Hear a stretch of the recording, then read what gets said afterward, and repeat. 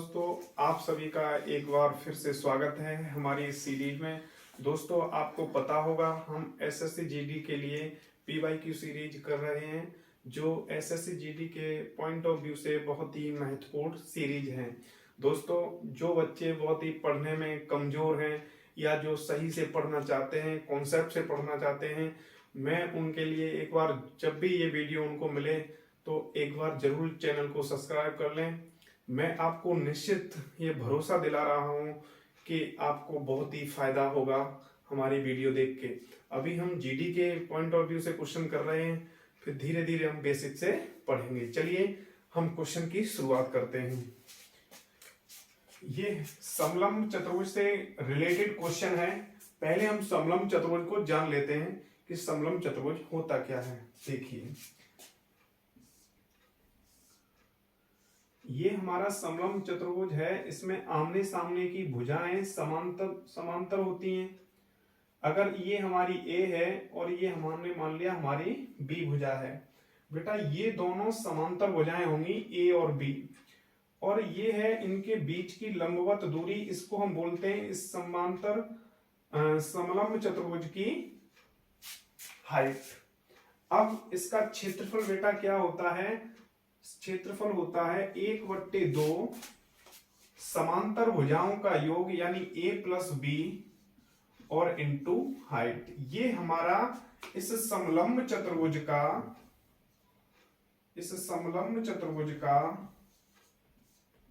क्षेत्रफल होगा।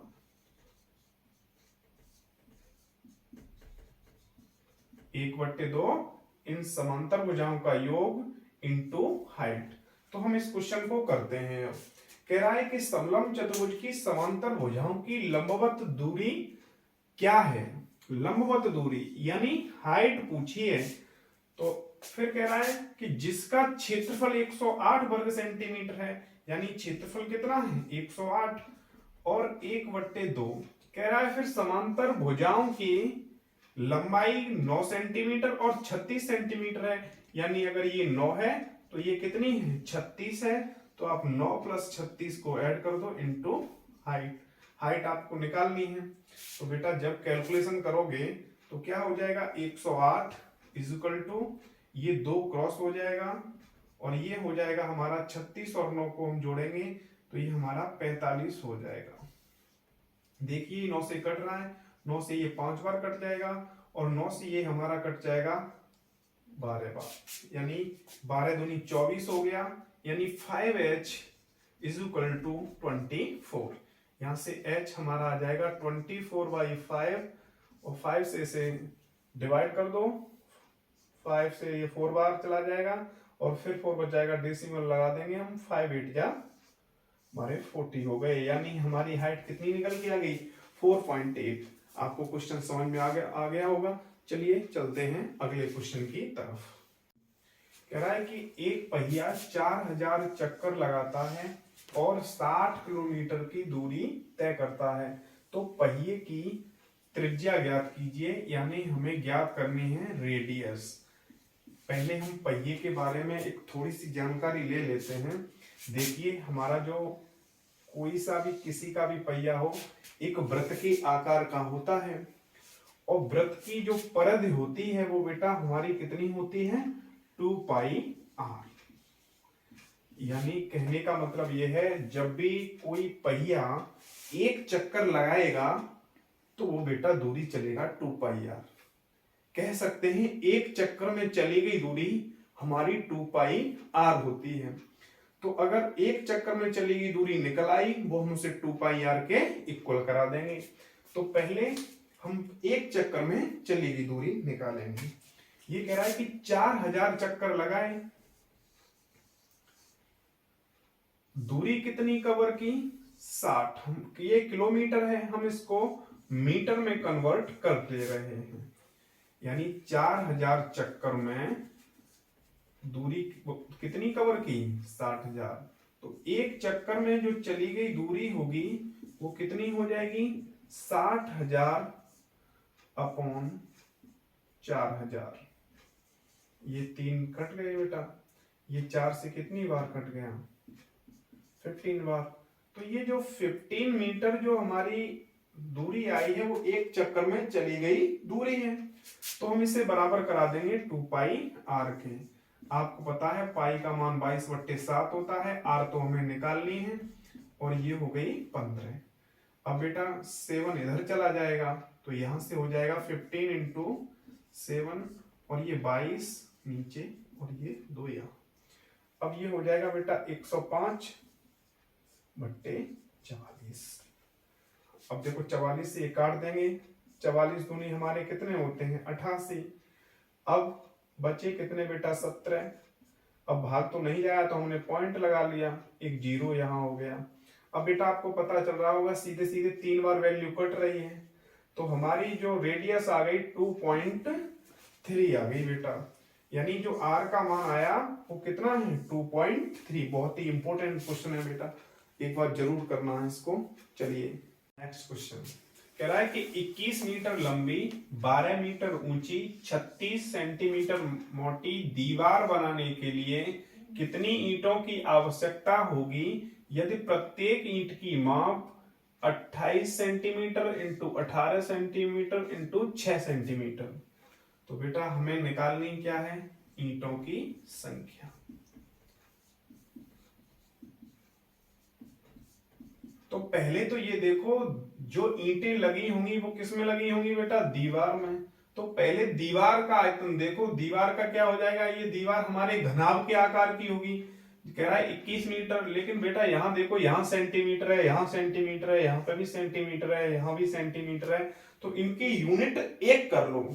तो 21 मीटर को सेंटीमीटर में करेंगे तो 2100 सेंटीमीटर, और 12 को 12 मीटर को करेंगे तो 1200 सेंटीमीटर, और 36 तो ऑलरेडी सेंटीमीटर में है। तो ये आ जाएगा हमारा दीवार का आयतन, और हमें चाहिए ईंटों की संख्या। तो एक ईंट के आयतन से भाग लगा दो तो आपको ईंटों की संख्या मिल जाएगी। ये हो जाएगा 28 सेंटीमीटर इंटू 18 इंटू 6। ईंट भी हमारे घनाभ के आकार की है, तो ये ईंट का हमारा आयतन हो गया, और ये दीवार का आयतन हो गया। तो बेटा यहां से आपको ईंटों की संख्या मिलेगी। जब भी ऐसा क्वेश्चन आए तो पहले ये देखो बनाना क्या है, हमें ईंटें ही तो निकालनी है, तो जो बनाना होगा उससे हम भाग देते हैं, और जिस में से बनाना होता है वो हम ऊपर लिखते हैं। तो हम क्या करेंगे कैलकुलेशन कर लेंगे। यहां हमें दिखाई दे रहा है 18 से ये 2 बार, 6 से ये 2 बार कट गया यानी 200, ये 7 से कट जाएगा 3, और ये 7 से 4, ये 4 से कट गया 50, यानी 50 दूनी 100, और ये 300, तो 300 इंटू 100 ये हो जाएगा हमारा 30,000, यानी ईंटों की जो संख्या होगी बेटा वो 30,000 होगी। जैसे अब कल को क्वेश्चन पूछ लिया जाए कि शंकु में से आपको बनाने हो बेलन, शंकु में से क्या बनाने हो बेलन, तो जो चीज बनाई जाती है जैसे बेलन की संख्या पूछी है तो शंकु का आयतन ऊपर लिख लो और बेलन का नीचे। तो कहने का मतलब सिर्फ इतना है, जो चीज बनाई जाए उससे भाग देते हैं, और जो चीज जिसमें से बन रही है वो ऊपर लिख लेंगे, भाग लगा देंगे, वो उसी की संख्या निकल आएगी। चलिए देखते हैं अगला क्वेश्चन। इस क्वेश्चन में कह रहा है कि 16 सेंटीमीटर और 12 सेंटीमीटर इंटू 10 सेंटीमीटर आयामों के एक बॉक्स में सबसे लंबी छड़ की लंबाई क्या होगी। यानी आपको ये जो आयाम का मतलब होता है बेटा भुजा, कोई एक हमारा इस तरीके से अगर कभी लिखा जाए इंटू में 3 संख्याओं कहे आयाम, तो समझ जाओ बेटा वो घनाभ होता है। घनाभ का मतलब ये है आपके घर में बेटा कमरा होगा, वो हमारा कमरा एक घनाभ के आकार का होता है। तो अगर आपको उसमें छड़ रखनी हो तो सबसे बड़ी छड़ केवल ना तो देखो लंबाई में रखी जाएगी ना चौड़ाई में रखी जाएगी, सबसे जो बड़ी छड़ रखी जाती है वो विकर्ण के रूप में रखी जाएगी। तो इसका मतलब जब भी चाहे घन का क्वेश्चन हो चाहे घनाभ का हो, और सबसे लंबी छड़ रखनी हो तो आपको जो भी घन हो तो घन का विकर्ण निकाल लो, घनाभ हो तो घनाभ का विकर्ण। यानी यहां हमें इसका क्या निकालना है, विकर्ण निकालना है घनाभ का। और घनाभ का विकर्ण होता क्या है, घनाभ का विकर्ण रूट के अंदर L square plus B square plus H square, मतलब लंबाई का वर्ग कर दो प्लस चौड़ाई का वर्ग प्लस ऊंचाई का वर्ग। हमारी लंबाई दी है 16, 16 का बेटा स्क्वायर होता है 256, और चौड़ाई है हमारी 12, 12 का वर्ग होता है बेटा 144, 10 का वर्ग होता है बेटा 100। अब इसको जोड़ोगे तो ये हमारा हो जाएगा 256 और ये 356 हो जाएंगे, और 144 जोड़ोगे ये 500। इस 500 को आप 5 इंटू 100 भी लिख सकते हो, 100 में से 10 बाहर आ जाएगा और √5, यानी इतने सेंटीमीटर की जो छड़ होगी उसकी लंबाई सबसे बड़ी होगी, यानी यही सबसे बड़ी छड़ होगी जो घनाभ के विकर्ण के रूप में लिखी जाएगी। बेटा कुछ जानकारी हम यहाँ और ले लेते हैं, अगर घनाभ से क्वेश्चन आ जाए तो देखो, पहले अगर आयतन पूछा जाए घनाभ का, तो आयतन होता है L into B into H, और अगर मान लो इसका संपूर्ण पृष्ठ का क्षेत्रफल पूछा जाए, संपूर्ण पृष्ठ का क्षेत्रफल, तो ये बेटा होता है 2LB plus BH plus HL।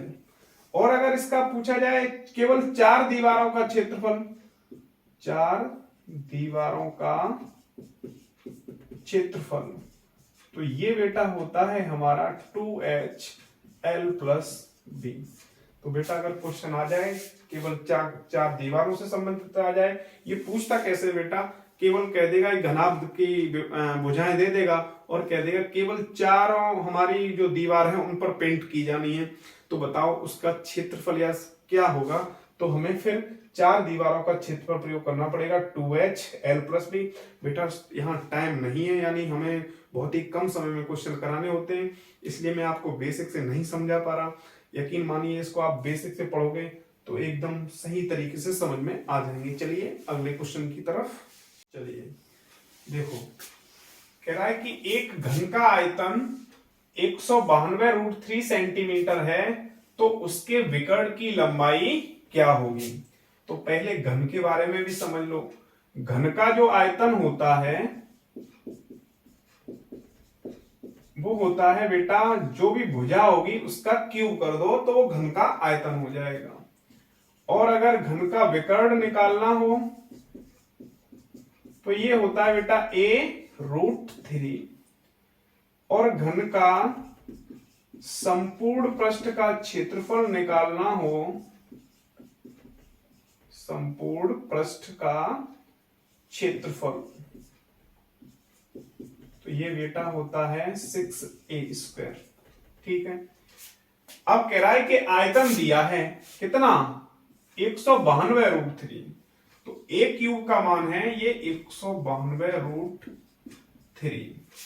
अब देखो, अब हमें क्या करना पड़ेगा, पहले तो इसके गुणनखंड करने पड़ेंगे। हम कहेंगे A क्यूब बराबर, ये हो जाएगा आपका, इसको 4 से, हमें इसमें 4 दिखाई दे रहा है या 8 भी दिखाई दे रहा होगा, पहले 4 से इसमें भाग लगाएंगे तो 4 चौके 16 और 4 8 32।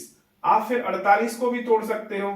ये हमारा 4 जो 48 होता है हमारा 16 3 48, यानी 4 इंटू 3, यानी 4 चौके 16 चौके 64 और 64 3 192। हमने इसको तोड़ दिया।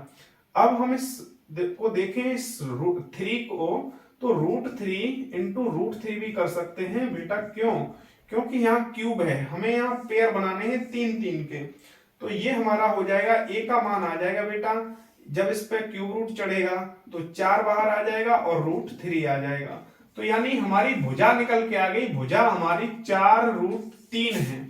और पूछी है किसकी लंबाई, विकर्ण की। विकर्ण की जो लंबाई होती है बेटा, जो विकर्ण की लंबाई होती है वो A√3 है, और A का मान 4√3 है, A की जगह रख दो, और ये √3 इंटू √3 3, और 3 से 4 से मल्टीप्लाई करेंगे 12, यानी 12 सेंटीमीटर हमारा विकर्ण आ गया। चलिए अगला क्वेश्चन देखते हैं। ये कह रहा है कि एक आयताकार खेत की लंबाई और चौड़ाई का अनुपात 4:3 है। यदि 2 रुपए प्रति मीटर स्क्वायर की दर से खेत की जुताई की लागत 600 रुपए है, तो खेत की लंबाई क्या होगी।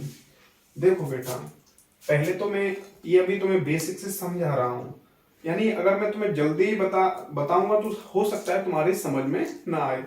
तो पहले हमें देखो लंबाई चाहिए, तो हमें खेत का या तो क्षेत्रफल निकालना पड़ेगा या खेत का परिमाप निकालना पड़ेगा।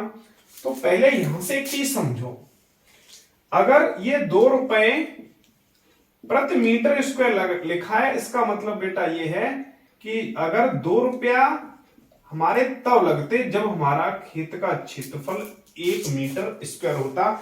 इस मीटर स्क्वायर से हमें इसलिए पता चल गया ये क्षेत्रफल है, क्योंकि क्षेत्रफल की इकाई स्क्वायर में होती है।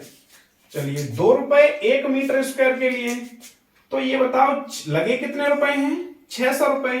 तो 600 रुपए कितने मीटर स्क्वायर के लिए लगे होंगे, तो 1/2 इंटू 600, इसका मतलब है 300 मीटर स्क्वायर के लिए 600 रुपए लगे हैं। ये हमारा आ गया बेटा क्षेत्रफल। क्या आ गया, क्षेत्रफल। और आयत का क्षेत्रफल होता क्या है, लंबाई इंटू क्या, चौड़ाई। अब हम कहेंगे इनका रेशियो है 4:3, हम इसको 4x मान लेंगे, इसको 3x मान लेंगे, और हमें निकालना ये क्षेत्रफल दिया है कितना, 300, यानी 4x into 3x is equal to 300। तो 3 से ये कितनी बार कट जाएगा, 100 बार, और 4 से ये बेटा x इंटू 25 बार, और ये x इंटू x स्क्वायर बना देगा, x स्क्वायर का मान 25, तो x का मान बेटा आ गया 5। अब हमसे पूछिए क्या, लंबाई। तो लंबाई है हमारी 4x यानी x का मान यहां रख दो 5, ये आ गई बेटा 20, यानी लंबाई जो हमारी होगी वो 20 मीटर होगी, क्योंकि हमारी इकाई यहां मीटर में है। चलिए आपको सही से समझ में आ गया होगा, अगले क्वेश्चन की तरफ चलते हैं। एक वृत्ताकार बेलन की त्रिज्या और ऊंचाई क्रमशः 10 सेंटीमीटर 15 सेंटीमीटर है, ये है त्रिज्या बेलन की और ये है ऊंचाई। एक गोले की त्रिज्या है 5 सेंटीमीटर, तो ये कह रहा है कि बेलन के वक्रपृष्ठ का गोले के वक्रपृष्ठ से क्या अनुपात होगा। तो बेटा बेलन का पहले वक्रपृष्ठ का क्षेत्रफल आना चाहिए। बेलन के वक्रपृष्ठ का जो क्षेत्रफल होता है और किससे चाहिए, गोले के वक्रपृष्ठ के क्षेत्रफल से। तो इसका होता है बेटा 2 पाई r और h, इसका होता है बेटा 4 पाई r स्क्वायर, इसकी कैपिटल R है तो वो सॉरी स्मॉल है, इसकी हमने कैपिटल मान ली।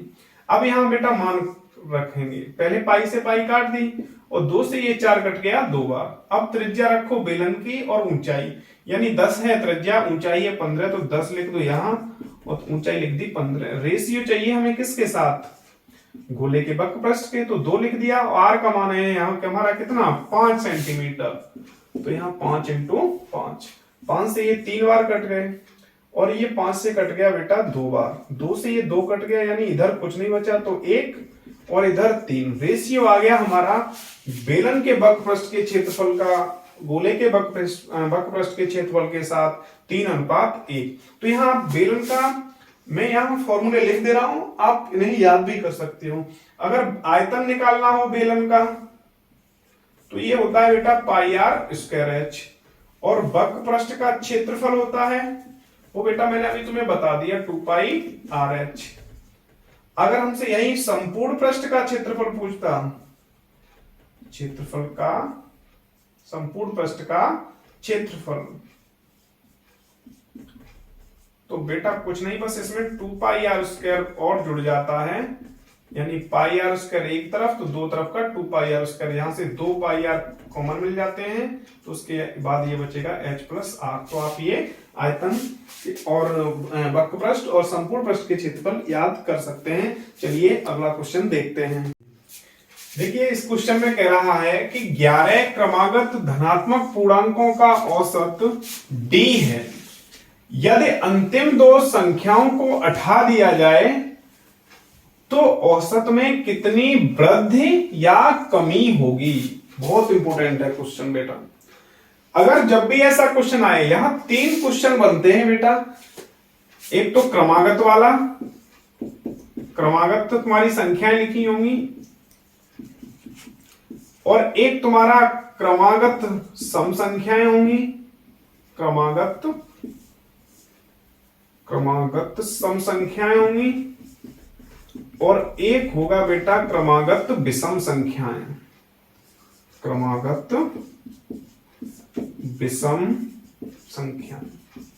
यहीं से अब आपको सभी चीजें क्लियर हो जाएंगी मात्र 2 मिनट में। देखो, अगर क्रमागत संख्याओं की बात करें और पहले कुछ 11 संख्याएं हैं, उनका एवरेज कितना दिया है d, और कह रहा है कि अंतिम 2 संख्याओं को हटाना है, अंतिम 2 संख्याओं को, तो एवरेज पर क्या प्रभाव पड़ेगा। पहले तो ये समझ लो, अगर संख्याओं को हटाओगे तो एवरेज हमारा कम होगा।